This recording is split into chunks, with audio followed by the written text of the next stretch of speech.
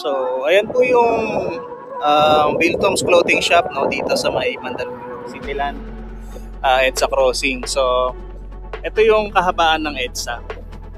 Okay? Yan yung EDSA. Tapos, nandun po yung Shaw Boulevard. So, ito po yung station ng MRT. Ayan. So, kung pupunta kayo dito, mag-MRT kayo, baba kayo ng Shaw Boulevard Station. Tapos, sa exit kayo dito sa may southbound side. Ano? Ito yung EDSA na papuntang, papuntang Makati doon, papuntang Pasay, papunta ng MOA. So, baba kayo dyan, MRT Shaw Boulevard. Dito kayo lalabas. Tapos, yung dilaw na overpass na yan, bababa kayo dyan. Makikita nyo yung babaan doon sa may gilid. Tapos, tatawid lang kayo dyan sa street na yan. Papunta na yan dito. So, lalagay ko na lang din yung link ng mapa sa description box para makita nyo yung whole picture ng mga streets and other information. Hello YouTube, magandang araw sa inyo. This is your boy Ace, checking in for my video. So, kamusta kayo mga kaimuran? So, nandito tayo ngayon sa may Cityland, Bill Tom's Clothing Shop.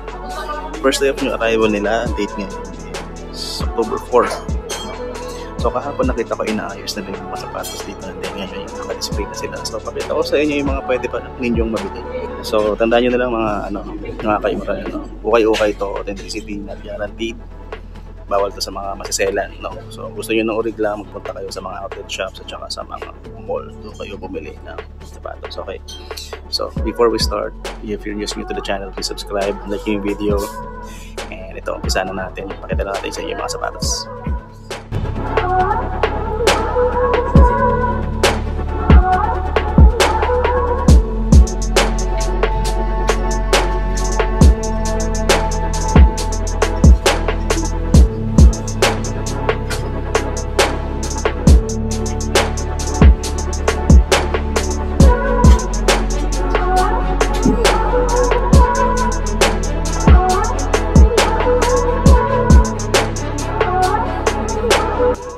Ito, umpisahan natin dito. Kina ka pa nakikita itong sapatos na ito. Vans siya. Tapos yung material, alam mo yung parang suede na leather, yung pinaghalo. Parang ganun. Basta yung weird na material. Size nito, maliit lang to. Size 6 men's. 7.5 women's. So, yan yung likod. Nakikita ninyo lang naman itong kahit anong separation. Malinis na malinis. Ayan. Yung insole niya. Ultra cash. So medyo putput na yung outsole niya. Hindi, pero makapit pa rin naman siya nung i-feel nyo. Mura lang to, 780 pesos lang. Maliit lang na size 6. Ito, dito sa likod ko merong Puma suede. Ano nakalagay? Puma suede. Medyo malaki yung size na ito. Actually hindi, size 9 lang siya. Mukha lang siyang mahaba. Ayan. Size 9 to. Ayan. Ayan yung quality niya sa likod. Heel drag yan. May konti lang. Ayan. Medyo nag-yellow na yung part dito. Okay pa. Sackline tsaka collar, wala namang issue. Same din naman doon sa kanyang kapares. Wala rin namang problema to. Ayan naman. Yun, 1,980. Pwede pa. Dito sa baba, ito, merong Nike Zoom Structure 23 naman. Nakalagay dito sa may tang niya. Dynamic fit system daw. Size naman nito is size 8. Ayan. Size 8, maganda-ganda pa rin to. Medyo pudpud na nga lang to. Ito yung sumasayat siguro na matindi. Ayan naman. Presyo. Parang hindi ko makita yung presyo. Ito yata sa kabila. Halos bago pa to, mga kaimural, no? Okay pa. 1,780 pesos. Wala naman talaga siyang issue. May mga lints lang dito sa may sackliner. Pero ayos na ayos pa. Ito, maganda rin tong Vans. Kulay pink. Wala siyang kahit anong tag. regular lang siya. Size 6.5 women's naman to, size 5 sa panlalaki. Kailangan nyo lang itong brushin ng maigi kasi parang may kumapit na alikbok dito. Pero mga issue niya wala naman. Siya naman liwanag. Ayan. Ano naman ano? 680 lang to. Ito, ang dami lumalabas na ganito sa ukay ngayon. Play all day yata natawag dito. All day play. Ayan. Nakalagay sa ilalim, so hindi ko alam kung yan nga yun. Size na ito, maliit lang, 5.5Y lang siya. Mukha siyang airship na parang ginawang low ano. Baka nga ito yun. Research natin maya maya. 1280. So ito yung kapares. Ayan. Il-drag na nga lang meron mo. Ayan, puro swoosh sa ilalim. Ganda rin ano. Naghahanap kayo ng platform type, ito Nike Blazer na makapal yung kanyang midsole tsaka outsole. Check natin yung size, wait lang. So size 6.5 ito. Madumi lang to, kailangan nyo lang kuskusin to. Yan, satisfying yan pag nalinis nyo na. Lang nagkaskas na dito, naging smooth na. Aside from that, yan, tama lang dito sa may collar. Sa liner niya, ayun, medyo may mga manso-manso lang. Outsole. Ayan. Tapos ito yung kapares. Ayan. Pareho lang din naman sila ng kondisyon.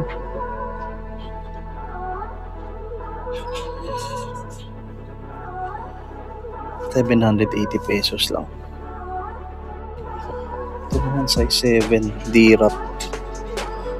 Kailangan nyo lang din kuskusin to para mamuti yung mga puti-puti na cover mismo sa sapatos. Diyan pa yung insole nya. Again, size 7 po, ₱680. Dito sa taas, okay, nakikita to yung Air Max na to, yung US. Siya, may flag pa yata ng US dito sa dila. Hindi pala, parang lang. Ayan, may stripes sa ilalim, tapos may swoosh dyan sa ibabaw. USA Track and Field nakalagay sa insole. Size tag ba siya? Napin ko lang yung size tag. So ayun, size 9 naman. Ito, mukha rin siyang mahaba for a size 9. Pero, ayan.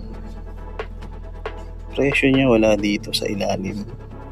Baka nasa kabila. May 4-foot drags na nga lang ito. At saka may konting hiwalayan na nangyayari dito. Ayan. Baka nandito sa kabila yung presyo. Ayan. Ayan, ₱1,680 to. Air Max na to. USA. Aside dun sa sole step dun sa kabila, dito wala naman. Maayos dito. Yan, outsole nga lang. Ito mga immoral, cute na cute. Size 4Y lang siya. Nike Air More Up-Tempo na yan, New York Knicks color. Minsan sira ulo din tong Nike no? Ginagawa nila yung mga sapatos na ganito kasi may highlight yung player na nag-ano ng shoes doon sa isang team. So for example, ito number 33 sa New York Knicks si Ewing, diba? Tapos number 33 si Pippen sa Bulls. Si Pippen yung may suot nito, pero 1996 na niya sinuot to Yung highlight ni Pippen kay Patrick Ewing nung dinakdakan niya is 1994 yata yun. After ng retirement ni Jordan. So to commemorate yun, ayan, gumawa sila ng ganito, diba? Mukha silang tanga. Pero ayan. Ulit, size 4Y to, wala naman masyadong issue. Yung presyo niya nasa kabilang sneaker. Tingnan natin dun. So, ito po yung kapares niya. Pero lang din naman ang kondi. May mga dumi na talaga. Yan, kuskusin nyo na lang din yan. Presyo niya is 880 pesos lang. Ayan. Nalo pa rin, ano? Maliit nga lang. Ito, may na ko pa nakikita ito eh. Ang laki-laki na ito. Ayan o. Oh, lining pala yung brand niya. Ang laki yung Emerald, oh. Gusto nyo ba ito? Yung nakalagay dito, hindi ko mabasa. Counterflow. Oh, okay. Ang laki, boots talaga. Ayan. Yun talaga yung style niya, no? Tas-tas. So, yung mabakil-bakil. Laki, ang bigat nito, mga Emerald. Size nito, size 9.5 lang yan. Ang laki niya. Presyo ng sneaker is nandito siguro. Boom. Ayan, 1,580. Wala namang issue yan, mga Emerald. Malinis na malinis yan. Stable, solid. Katabi niya is itong parang Air Max 95. May Kim Jones na nakalagay dito. Hindi ko alam kung sino yan. Comment nyo na lang dyan sa baba kung alam nyo sino. Yan yung outsole niya. May drag na lang talaga. 1,280 pesos. Size naman itong Air Max 95 na to. May size 9.5 din. Wala namang sira sa upper, no? Yung heel drag na lang talaga yung issue niya. Yan. Baka ito yung ano, no? Yung tawag nun, yung athlete na naka-assign dito sa sneaker nito. Sa taas niya is meron itong A6 Gel Light 3 na blue overall yung upper. Size naman nito is size 8.5 lang. Ayan. Alam nyo, recently nagkakasya yung paa sa mga size 8.5 na ano, na sapatos. Kasi yung sapatos ko ngayon 8.5 lang yan, nagkasya ako dyan. Ito, maganda pa naman yung kalidad nito, no? Heel drag nga lang, may kita nyo dito. 1,580 pesos lang. Yung kapares niya nandito sa kabila. Ayan. Bobong 1,580.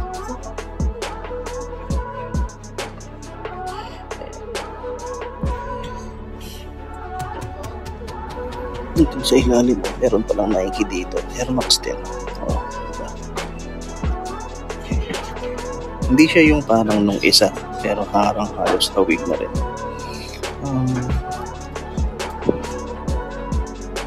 Size 9.5 naman to. Ayan. Traction pa naman ng konti. Ayan. Traction pa naman.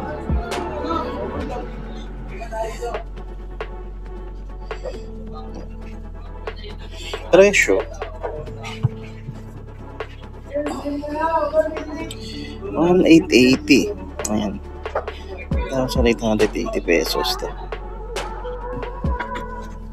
Ito naman size 9. Pulse Boost HD. Ayan. Boost HD. Ito, sinilip ko na to kanina, no? Ito solid pa talaga to. Wala akong sabi dito. Pwede pa to, mga Emerald. Heel drag lang meron na. Pero bukod doon, wala tayong masasabi dito. Presyo ng sneaker nandito sa kabila. 1,780 pesos to. Gaan siya. Komportable sa paa. May katabi pala siyang curry dito. Hindi ko alam kung legit to, mga Emerald, kaya na po bahalaan tumingin. Sabi ko naman sa inyo kanina. Authenticity, not guaranteed, since okay po. Size na ito. Saan to?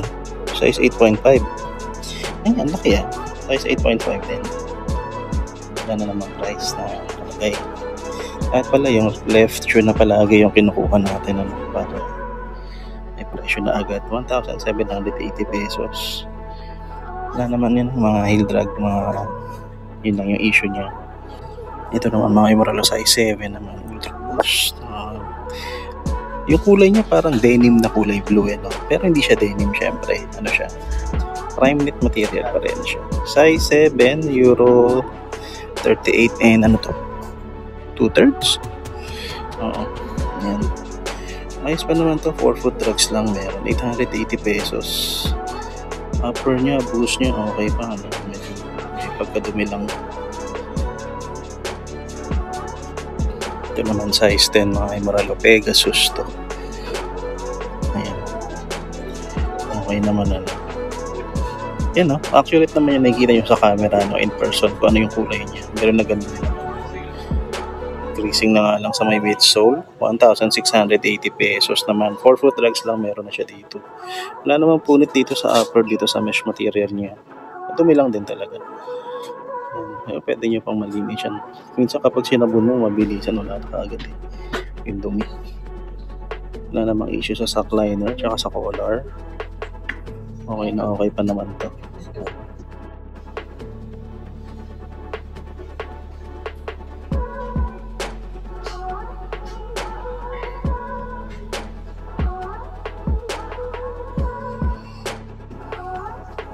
Ito, Ultra Boost naman ano.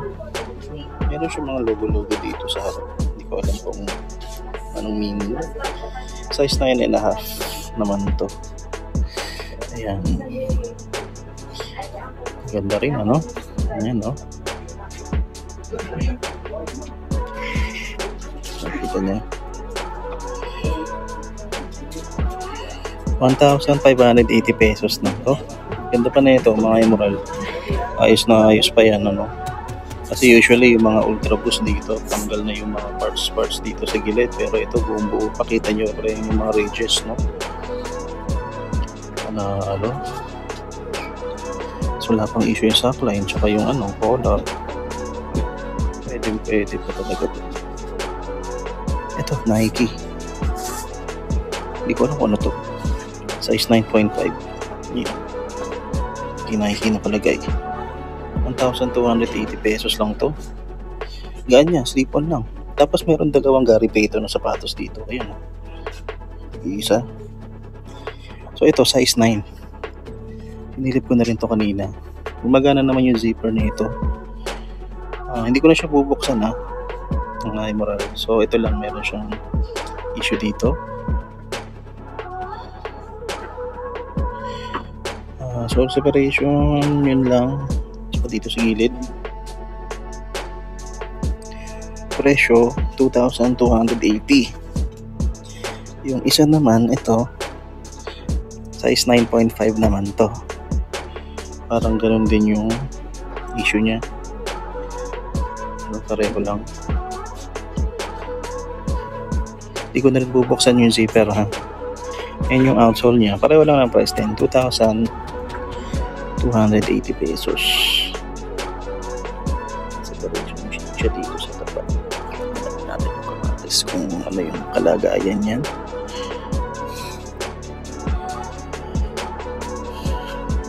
Ayan, babadya na dito. So, tignan nyo tong Chuck Taylor na to. Parang all throughout canvas unless or wala lang dito sa may ilalim yung outsole niya, 980 pesos. Size naman nito.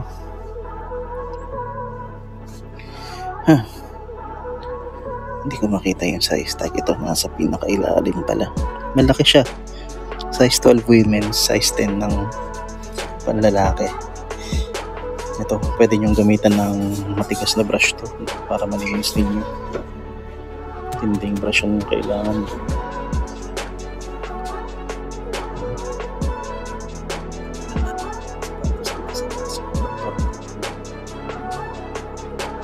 Parang kay Swiss. Hindi siya parang kay Swiss. Kay Swiss talaga siya. Ito, New Balance. Presyo nito, 1,680. May katabi siyang weird na sapatos dito. Parang meron siyang pwedeng ikabit dito. Yun o. Ano to? Touring? Ang bisikleta ba to? Hindi ko alam eh. Rossignol XC2 Tour. Touring kasi, hindi ko alam kung ano yun eh. Pero manok. Size niya, tingnan natin kung ano. Ito, baka gusto niyo to. Transcend. Brooks yung brand niya. Size na ito, US 7.5. So yung mga matitingkad na sapatos talaga ng ganyan eh, no? Siguro pag tumatakbo ka ng madilim, ito yung mga ideal. Kasi may reflectorized na yung mga yan.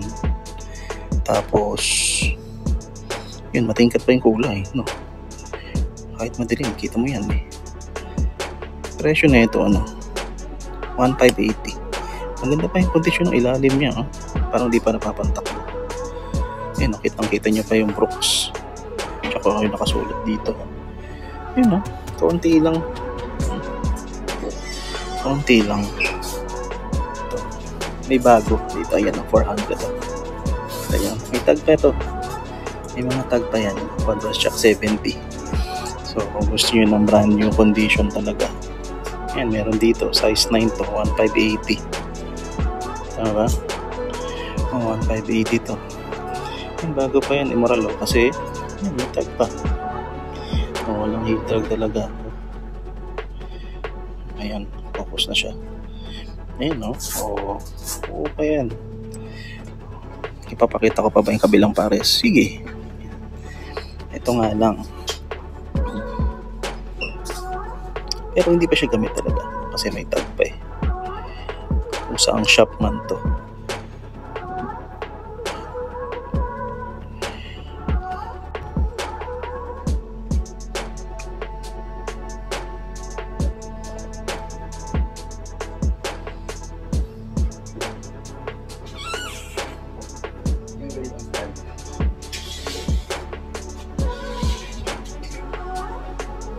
Ng Joyride, kaso ito Ass Reaper, ang laki eh. Size nito nandito eh. Ayan, sabi ko sa inyo malaki, size 13 Nike Joyride. Buhay na buhay ka pa dito, 2,280 may traction pa naman siya. Yan, napapagod yung kapila. Okay pa to. Ito naman mga immoral size 8 Nike Air Up Tempo. Ayan, clear pa yung outsole o yung air unit niya dito sa may bandang likod. Ganda. Kita natin yung dila. Kita nyo po. Yun, Air Max pala siya. Sorry, Air Max. Yan, bago pa to. Madumi lang yung ilalim pero walang put-put. Solid pa. Saan ko nakita to? Ito dito. Tapos, ayan. 2,180 pesos. May katabi siyang basketball sneaker, Adidas. Ito.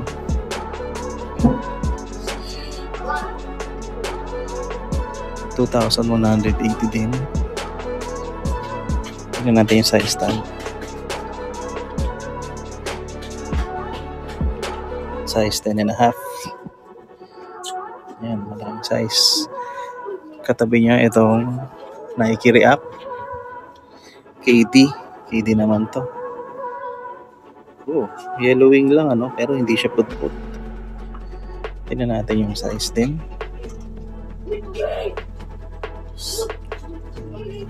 Size 8. Bago pa to. Ayan. Parang bago na natambak. 1,980. Ito naman mga sir. Size 8.5. Nike running sneaker. Ayan, bago-bago pa rin to. 1,780 pesos. Ayan, okay naman eh. Wala namang problema. Bago nga kasi talaga siya. Tignan nyo. Fit na fit. Kahit yung insole niya, buong-buo pa yung words dyan. Papakita ko pa ba yung kabila? Sige. Ayan, kasi minsan pagka yun yung may problema, diba? kahit na mukhang bago yung isa. Pero ito, pareho naman sila. Ito, minsan kapag nakakita tayo ng ganito, dilaw na yung midsole at saka outsole. Pero ito, okay na okay pa to. Ito yung React na Nike Air Force 1. Size 7.5 US. React nga. Ganda pa na ito. Presyo niya is 1,780 pesos din. So, puting-puti pa yung toe box dito. Yan, Dim 6. React. Very nice. Ito naman mga Immoral Nike Quest. Size 7 naman. May nakasulat dito. Engineered for fast. Tested for speed. 1,680 naman to. Tignan natin yung kapares niya. Dito yan sa babae. Yan. Push. Nice. Yun yung outsole na wala pang pud-pud eh. Bago pa to. Mas bago pa. Ito, Adidas sneaker. Size 8 naman. EQT to. Ang ganda. Yung mga gusto kong Boost sneaker. May pagka retro yung dating. Pero naka-boost siya. Alam mo, nagiging komportable sa paa mo. Climacool pa. Nice ha. Talaga ba? Oo, Climacool na siya. EQT na Climacool. Anong presyo na ito? Nasa kabila yata. Check natin yung... Ito. Parang 1,680 yata. 1,680 nga to. Hindi ka pa mahulog. Kapares nyo nandito. Tignan na rin natin. Yan. Ganda pa no? May mga scuff marks lang dito sa likod Pero okay pa naman yun Yan ganda ng effect dito. Matapos yung stripes. Nice. Ito mga Immoral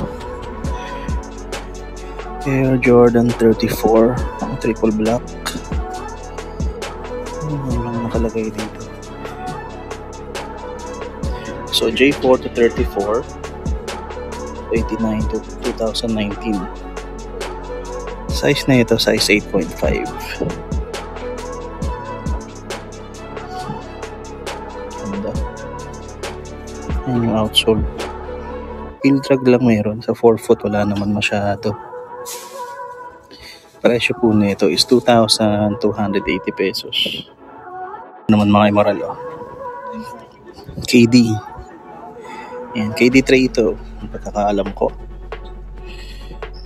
Size 9. Separated ba yung likod?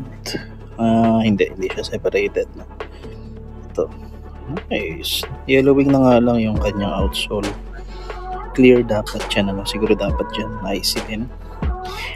2,280 pesos. Pwede pa panlaro kasi makapal pa. Yung kapares niya nandito. Ayan. Buo pa talaga.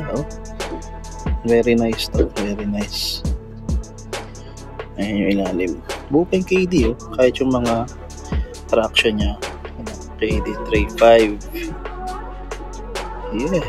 Nice. Ayan Legacy 312 na high Nike. Based dun sa elephant print niya tsaka sa shape niya, pink off. Size 8 naman to. So kayo na po bahala. Pogi naman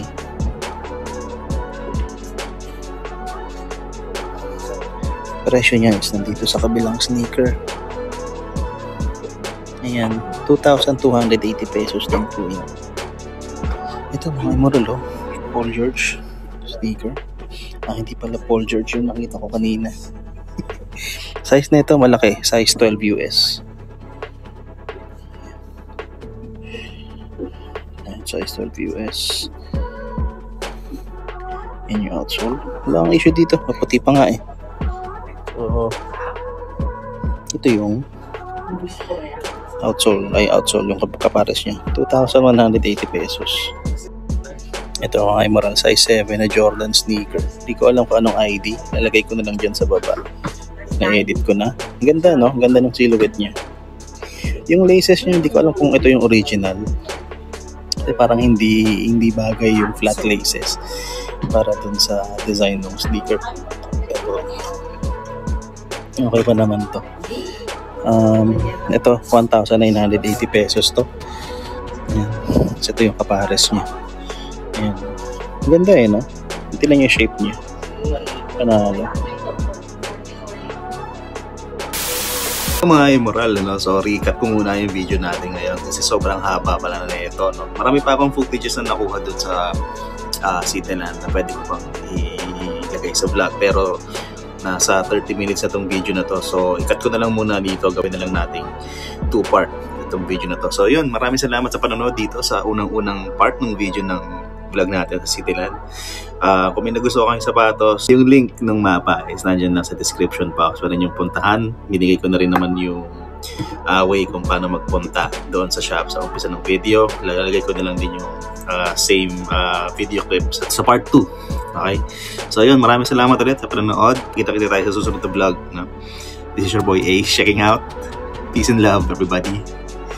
Salutes.